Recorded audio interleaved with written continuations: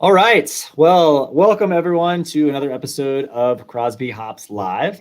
My name is Zach Shirelicki. I'm with Crosby Hops. I'm joined today by two very special guests. I have Lauren Frederick from Metazoa Brewing Company in Indianapolis, Indiana, and Kevin Scribner, who is the Interior Columbia Basin Outreach Manager at Salmon Safe. That is one hell of a title, so I can't wait to dive in to all things that you do at Salmon Safe. And what you better take a drink after that one, Zach. You know. I know. It's 11 a.m. here, and it's already feeling like beer 30.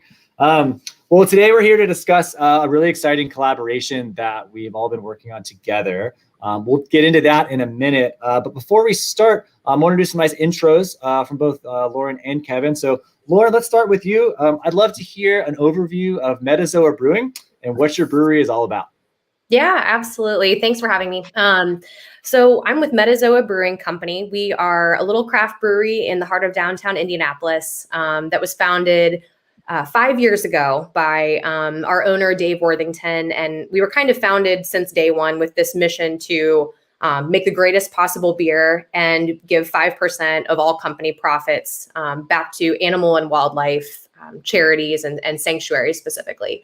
So we've kind of always had this two-part mission of, make really great beer and try to educate the public on not only the beer industry, but also, the different efforts that we have as far as animals and wildlife and environmentally conscious programs. So.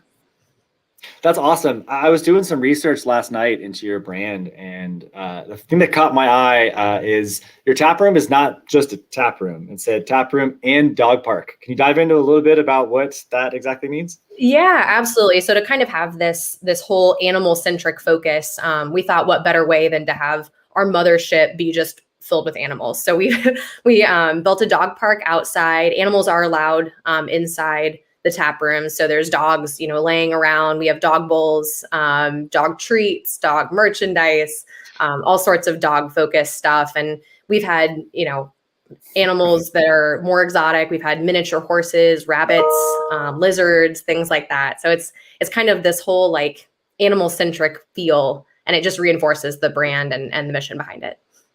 Yeah, so it's something I find very unique in the beer world. I know unique in a way. I know all breweries tend to love animals. Brewers themselves love dogs. There are multiple Instagram accounts dedicated to brewery dogs and cats and so on and so on. But rarely do I see tap rooms also be included as a dog park and be so animal forward as Metazoa. It really lets you guys stand apart, and it's noticeable, and I think it's really cool. So cool. Thanks for doing something very interesting in the beer world. Kevin, let's talk about Salmon Safe, your role. I'd love to hear your description on what exactly Salmon Safe is and why it's important to farming communities and now starting to spread into the beer world and wine world too.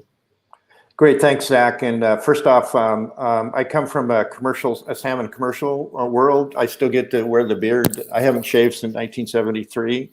I've forgotten how to shave. That's what you get to do when you're a fisherman. And I've done most of that in Alaska, where there's thankfully still a lot of abundant salmon runs up there. But in the Pacific Northwest, it's a bit more of a challenge for the salmon runs here, just because there's so much other a history of negative impact on other resource use. So Salmon Safe actually started in the mid-90s when we, as in the Northwest, began to realize that the salmon were having trouble. And, remember in the mid-90s, that was also when other labeled programs started out with Turtle Safe, Dolphin Safe. So that's when the language of Salmon Safe, because it was hatched, or as we say in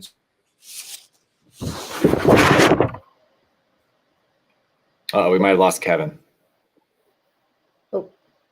Well, while Kevin still figures out what's going on his end, let's see. Well, we'll give him 1 second to jump back on. Lauren, how about this? As Kevin gets situated and gets back into the stream, let's talk about the collaboration itself, if that's all right with you. Yeah, absolutely. This was kind of cool. So, Nolan Russell. Oh, I hear Kevin's still coming back in. Give me 1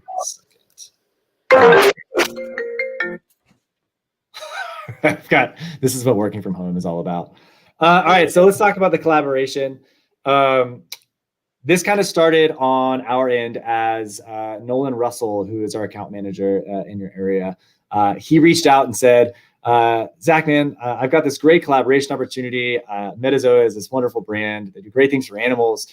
They're interested in Salmon Safe. And it's funny, I've never really put those two things totally together before around a fundraising effort, associating with Salmon Safe and being able to tell the story of why Salmon Safe is so important in our industry and agriculture, but starting to bleed over into your world and your brand as doing right for animals. So this collaboration got me really, really excited to do something different. So I'd love to hear kind of your perspective on how did Metazoa get involved in Salmon Safe practices and why is it important to you? Yeah, absolutely. So one of the things that obviously we've been focused on is kind of this animal conservation and how do we tell the story without it being kind of too much information or too much to consume and it drawing attention away from the beer. So this was the kind of thing where, when our head of brewing operations, discovered the Salmon Safe certification and kind of this program, and there was a very easy connection to beer. We were like, this is perfect. We just need to figure out a way to make a beer that will help benefit, programs like this and gives us an opportunity to kind of tell the story in a very consumable way. So we made the beer. It's called Salmon Cannon. It's a Pacific Northwest style IPA. It's absolutely awesome. I love all our IPAs, but this one has some really cool some really unique hop character that we've been really excited to kind of test out. Our brewers get kicked out of trying, new hop varieties and figuring out what they can do as far as the different flavor profiles and that kind of thing. So it's just been a really cool way to kind of combine all the things we like to do and all the things that we care about into one beer, and to bring awareness to something that especially people here in Indiana may not know a lot about. We don't have a ton of salmon running around. So it's been kind of a cool way to bring it all together. Well, that's cool. It was a question I have for Kevin when hopefully he figured out his connection and gets back on. I trust he will. Is the impact of Salmon Safe, it's starting to spread around the U.S., which I find very, very interesting. Kevin's based here in Portland. Salmon Safe as an organization is based here in Portland, Oregon, where actually I live as well. So I see him quite often, mostly at breweries. Surprise, surprise. But it's starting to spread. It's a very Pacific Northwest ideal, with salmon being a crucial element in the ecological balance of our area, whether that's Oregon, Washington, Northern California, through British Columbia, as well as Alaska. But it's interesting to me, I'm starting to see Salmon Safe becoming a talking point in Georgia, in Indianapolis, kind of all over the place. And I'm very interested, how are your fans, your consumers reacting to like the term Salmon Safe and to the story of it? Were they positive? Are they asking, why isn't there trout safe? I'm from Georgia, so I think about we have a lot of trout down there. Like, is there a trout safe certification? How are they reacting to beer to raise funds for salmon specifically? So I think it's a relatively new beer for us. So we haven't gotten a ton of information back from our customers yet, except that it's a great IPA and they love drinking it.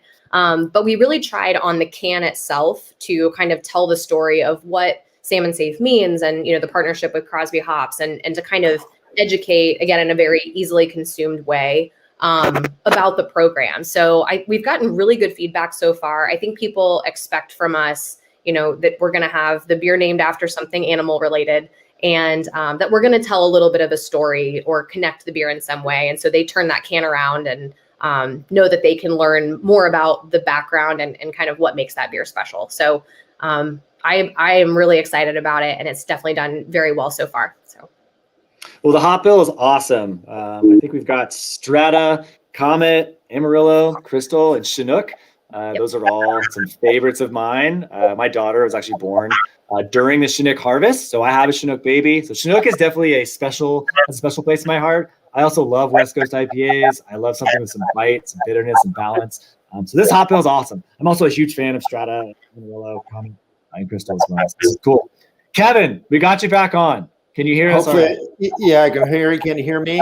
Are you I can hear you great. Oh, good. Yeah, I'm right, borrowing it. I'm borrowing an office from a friend, so I moved around in a different place. So hopefully I'm good to go there. But, it's great. Go. What, Zach? Go. I was going to ask you the question. I'd love to ask you a simple question that I'm sure you've had before, but I'd love a nice, good, detailed answer. Why is Salmon Safe important? Why is Salmon Safe important? Well, as I before I clicked out, I was describing about how salmon in the lower 48 and Pacific Northwest and California are having trouble, and one of the just being sustaining, if not recovered. But one of the critical things for salmon is water quality. And so there's a fun factoid about salmon. They have a sense of chemistry, to be able to detect chemistry. We call it smell. So salmon have a sense of smell. They can detect 1 part per trillion. And a writer friend of mine said that to kind of understand that, that's being able to detect 1 jigger of vermouth and 500,000 barrels of gin. And so they have an incredibly acute sense of smell. And I think it's appropriate for the beer world too, because the analogy I think with hops is the ability to, hops is such a minimal in terms of mass amount of the whole beer, but it changes the whole beer. It's that smell and the chemistry of it. It's just, so maybe it's a reach, a bit of an, stretch on that of an analogy. But Salmon Safe certification, when we work with the growers, it's to make the world safe for salmon. And fundamentally, it's another way to call it is, how does the land talk to the water? Or how does the land interact with the water? Because that's where the salmon live, in the water, and throughout the Pacific Northwest. And so Salmon Safe really works with the growers like Crosby Hops, and to make sure that nothing toxic comes off the land into the water. And there are many ways to do that on terms of best practices, but that's really key about it. It's really key about water quality. And then, with salmon leading the way, because salmon in the Northwest it's totemic, if not iconic, very charismatic. And so people can get behind, oh, we got to make the world safe for salmon. So if we have that level, threshold level of quality for water for salmon, then a whole host of other species, including we humans, are just enjoy the benefits of that. And so that's the salmon can lead the way for a lot of life, a whole bunch of life, And we, Salmon Safe, we take what we call a watershed scale approach to recovery and sustaining, and because the salmon need the entire watershed. And so, just real briefly, Salmon Safe chose the strategy of the marketplace to provide an incentive, a reward, if have you, for land managers. And we initially worked with the wine industry and then with the hop industry, because there's something about the beverage industry that just welcomes this approach.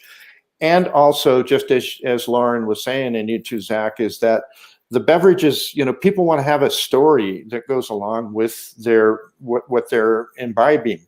And with the wineries, it's a terroir, and with the beer things about the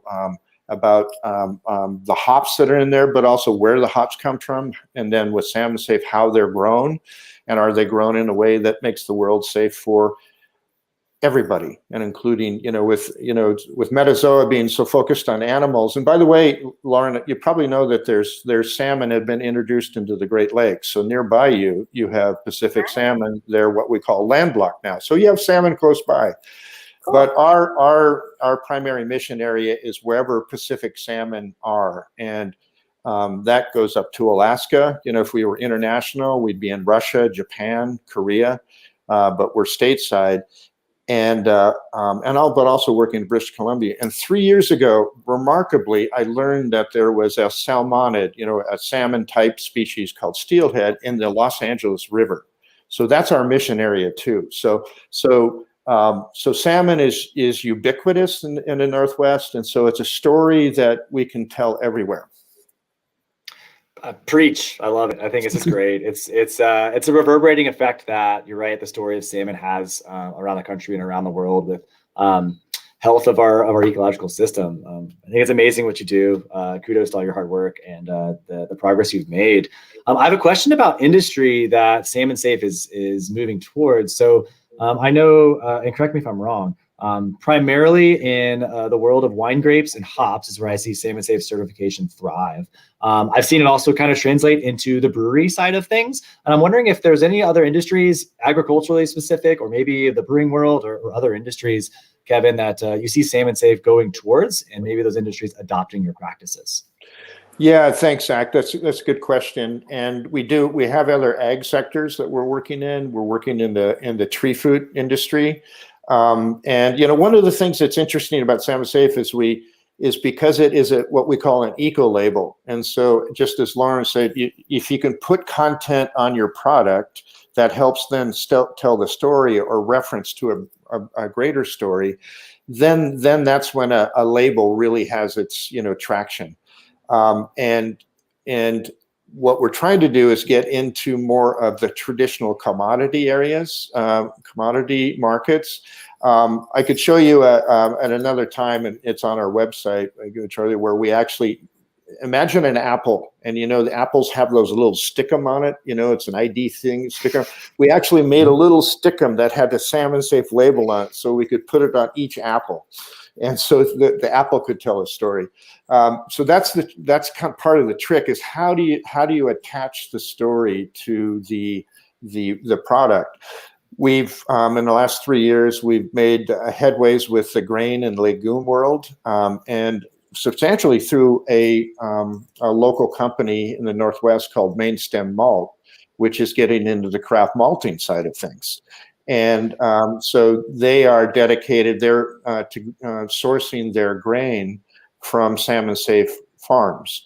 And so that gives us an inroad into the grain world. And they're having Mainstem Wall is also not doing what, getting malt for the craft brewers, and they're getting some good customers in the whiskey, the distillery world too. So that's branching out. But so you've got vines, the world of vines, be they both grapes and hops. You got orchards. We've got grain. We've got Row Crops, organically grown company with the Ladybug brand out here in the Northwest. They work with Row Crops. About 8 years ago, they decided organic wasn't enough for them. They wanted to have a watershed presence. And in a way, what that does too is that, organic is really pays attention to about inputs, what goes into growing the product. Salmon Safe can add what are the outputs of that, so it actually adds robustness into the organic world. And we do have certifiers, auditors that are tuned up to do that combination of organic and Salmon Safe, so they can go to a grower if they want to do both. We can do, get them audited in one sweep through. And but it's just, again, back to the recognition that what Salmon Safe brings in is that landscape interaction, which is incredibly important. It sounds to me like the Salmon Safe story is almost best told from like the final product perspective. So like an example here would be Crosby Hops incorporating Salmon Safe grown practices. That is very core to the ethos of our company and our values. But we tell that story to our customers like Metazoa, who then can take that story and also tell it to their consumers in their draft rooms or in distribution. And so, Lauren, a question for you: are you starting to see more questions from your consumers around where your raw ingredients are coming from? Are you sourcing sustainably? And are you telling that story as a brand to your consumers? Is that demand there? Yeah, absolutely. And I think, we definitely see it with beer, but I would also say, just there's kind of this general shift where people are asking more questions about anything they're consuming. What's in this? Where did it come from? What was the impact of all these ingredients on, these various steps before it ever got to my glass or got to my plate? So I think it's definitely a shift, and I believe a really good one, where people are just starting to ask more questions. And we do get a lot of questions about, Crosby hops or the different suppliers of our raw materials, and, what makes us choose them, and how do we select hops? And I mean, they're really becoming more educated, which I think is a wonderful thing. And it reinforces businesses like ours and like Kevin's, where, you want to make sure that you're always doing things that people are going to be proud to consume. And kind of the pride in our work is a really cool component of it. That's awesome. I find something very interesting. Sorry, Kevin, what were you going to say? Well, I was just going to add to this track, this thread, is that we as Salmon Safe always, like they say in kind of the parlance, is when the consumer or the end retailer, the end consumption of it, if that can pull the whole system forward, then it comes back to your world, Zach, is that then the growers say, oh, yeah, I'm entering into a system instead of trying to push your way into it. And so the magic happens is when the consumer, because that's where the market is all about, as Lauren just said.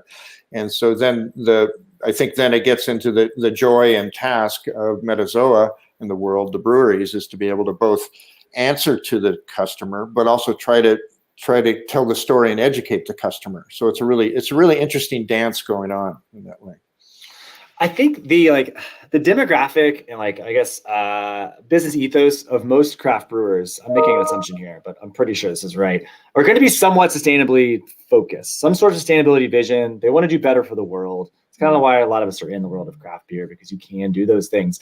But what we've noticed at Crosby, we've got customers that are, brewing 800 barrels a year, and we've got customers that are brewing 1 million barrels a year. So every aspect of craft brewer we kind of have, and we get a lot of great insight there and a lot of great questions. A question we get a lot from a lot of breweries would be, we're a year and a half old, 2 years old. Basically, my mission right now as a business is to stay open, even right now, surviving the pandemic, and let's just stay open and keep going.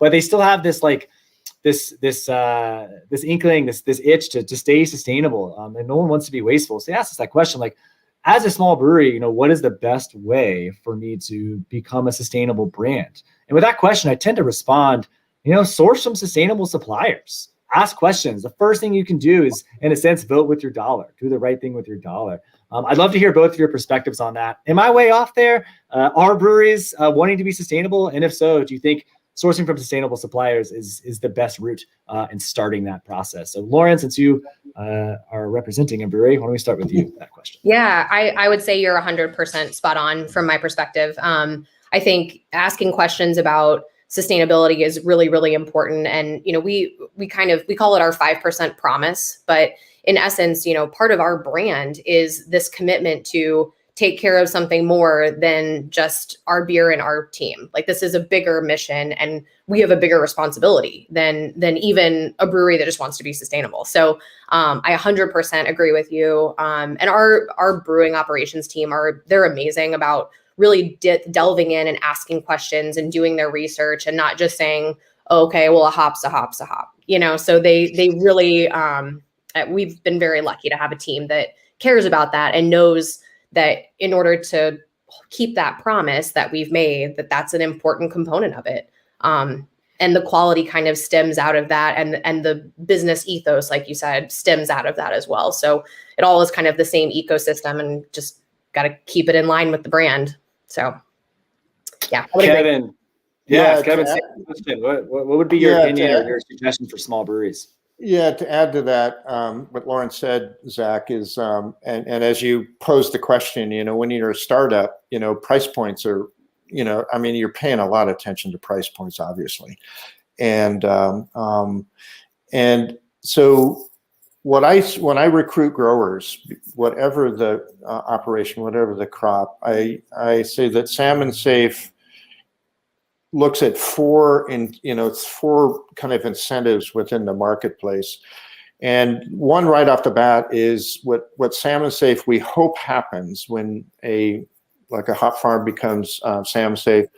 They get an entree into a market. They get an entree to a brewery. That's number one. Number two value is that you may get more market share. That brewery says, oh, you're here now, and stuff like that. I want to buy more from you. And number three is market certainty. I don't only want to buy this year. I want to buy next year and the year after.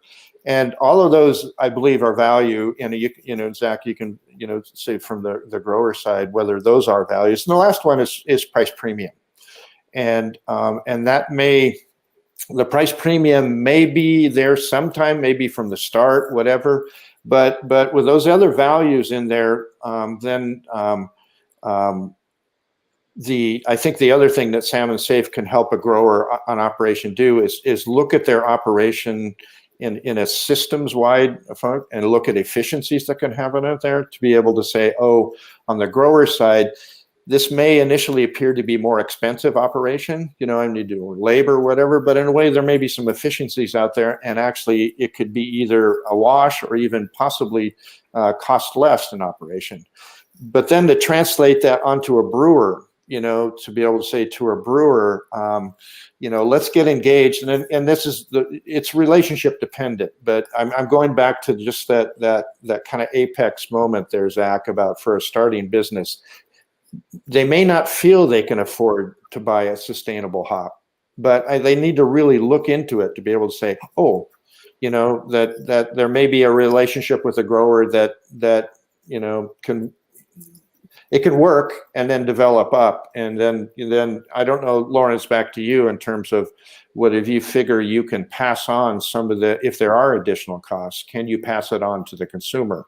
And will they embrace it because of the entire ethic and message of it? But it's a business, it's a dance, but we feel that the sustainable message has some value in there.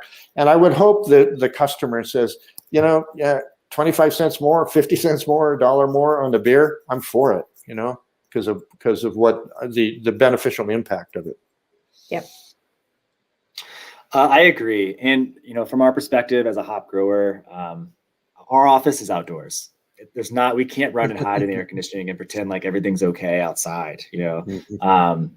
Ignorance is not bliss in our world. We experience it every day. The last harvest was an intense one. For a lot of reasons. A lot of smoke out there, right? Specifically. Yeah. And it's a really, really stark reminder that as much science, data, growing practices that we put into place, Mother Nature ultimately is in charge, and we need to take care of her.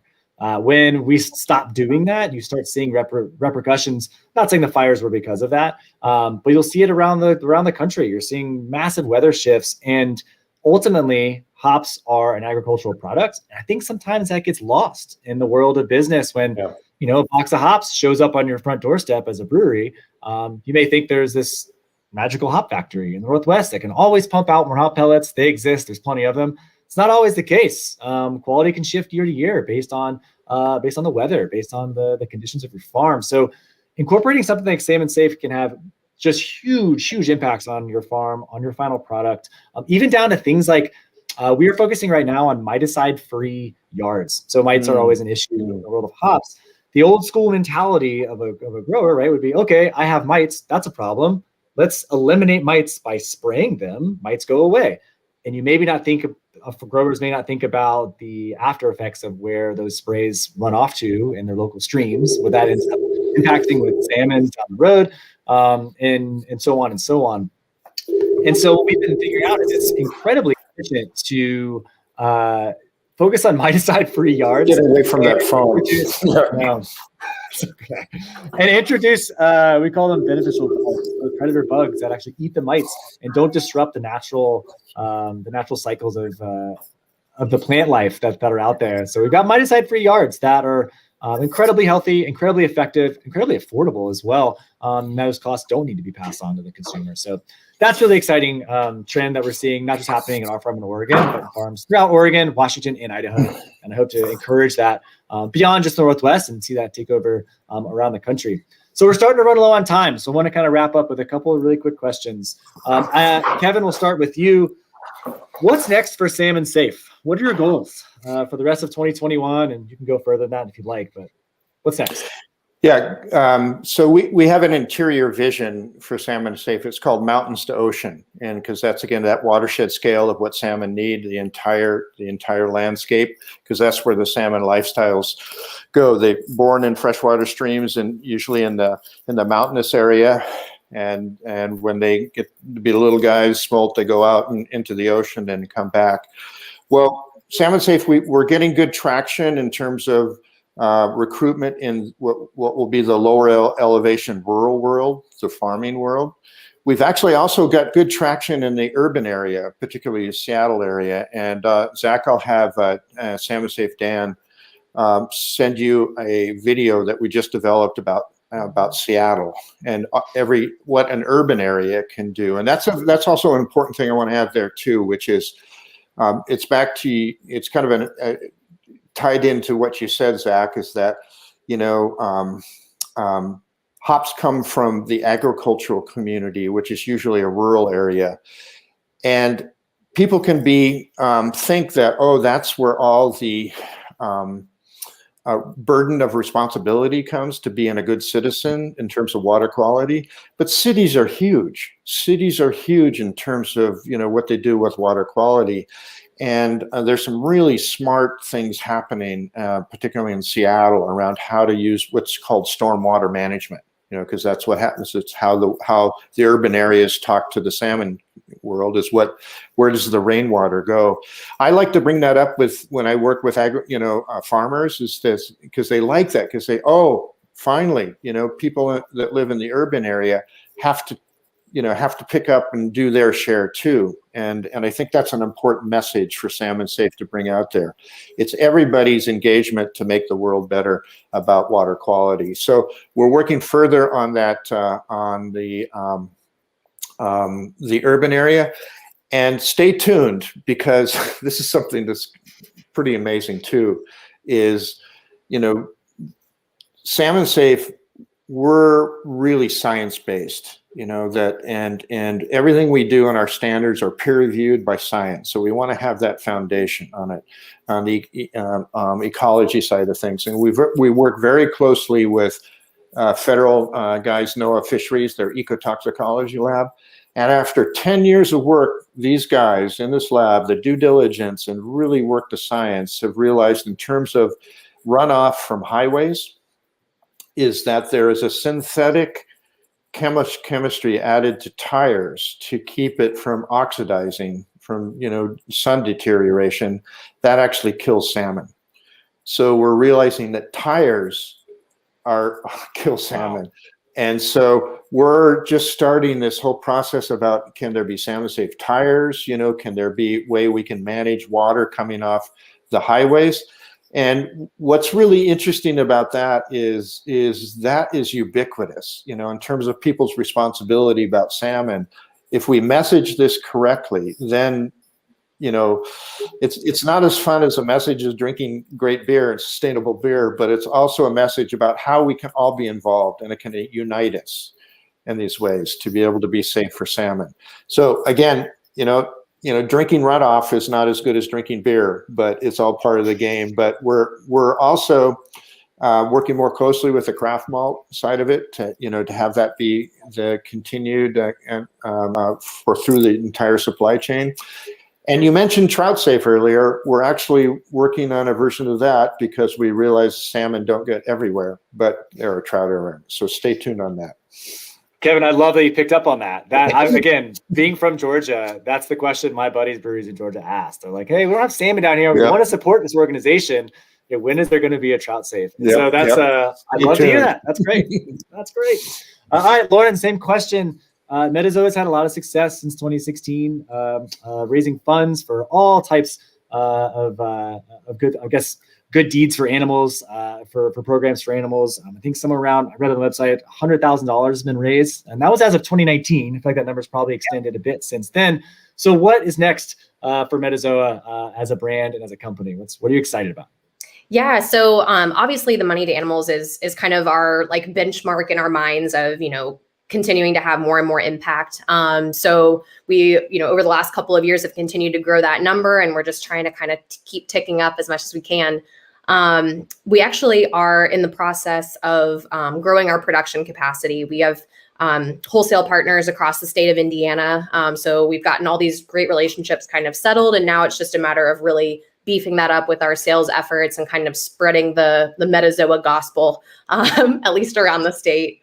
So that's kind of our biggest effort. And in order to, complete those sales and make sure that we have proper inventory, we're in the process of getting new or additional brewing equipment to kind of spread out and be able to make all the different brands we want to make, and kind of be able to serve those wholesale partners. So growing and hopefully spreading the Metazoa word, and continuing to help animals in the process. Okay, so just a second, Zach, so Lauren, you just triggered something about, instead of getting people to drink the Kool-Aid, just drink the beer. Exactly. Yes. Drink beer, help animals. That's Well said. Well said. Right. Well, And Lauren, actually, I hope you can. I'm Go sorry, ahead, Kevin. Zach, I just had to bring it in because one of the great, folks, growers from up in Yakima, your colleagues there, just said, drink beer, save farms. Drink beer to save farms too. Yep. It's important. It's important. Lauren, I hope that you can send some Metazoa beer out to us in Woodburn. We would love that. Yeah. Maybe we can get some beer on draft. If anyone's unaware, we have a beer garden. It's in the middle of a centennial field called Topwire. We'd love to support our customers and tell stories of beer and hop varieties at that space. This would be a perfect one. We're actually open. This is kind of secret news. We're going to open at the end of the month is the plan, around the 30th. So that's kind of a reveal. Probably shouldn't have done that this early, but it's okay. That's the plan. So at least this summer, let's get some Metazoa beer out there. Maybe we do another collaboration, maybe another Salmon Safe one. I'd love to do it. But outside of that, Kevin and Lauren, both of you, thank you so much for joining this Crosby Hops Live. You both are doing wonderful things for the world. I'm really, really happy to know you both as friends now. Lauren, I got to get you out to the farm. Kevin, I feel like you're going to be a Topwire this summer. I can almost count on it. Well, I want to know when that. Together. I want to know when that Metazoa keg arrives. I'll be there when that. I'll be there. I might have let to me deal know. with it, so Deal. We'll make it happen. We'll make it happen. Okay. So for anyone else that's watching, definitely give both Metazoa and Salmon Safe a follow. They have wonderful Instagram handles, always posting really interesting and educational content. And the Metazoa piece always has really cute puppies on there, so it's always good to follow. So follow Metazoa at Metazoa Brewing and give Salmon Safe a follow at Salmon Safe or hit up salmonsafe.org to learn more. Thank you both so much. I hope to see you soon, and I want to try this beer. Also, Salmon Cannon is out now. Is that correct, Lauren? Mm-hmm. It is. Yep. Great. So West Coast IPA features Strata, Comet, Amarillo, Crystal, Chinook, all Salmon Safe, all estate grown from our farm. So look for that if you're in Metazoa's distro area. Fingers crossed we can get it on draft at Topwire. And I think that's about it. So thank you both again for your time, and I hope to see you soon. Thanks for having me. Zach. Thanks, Lauren. Take care. Right, take it easy.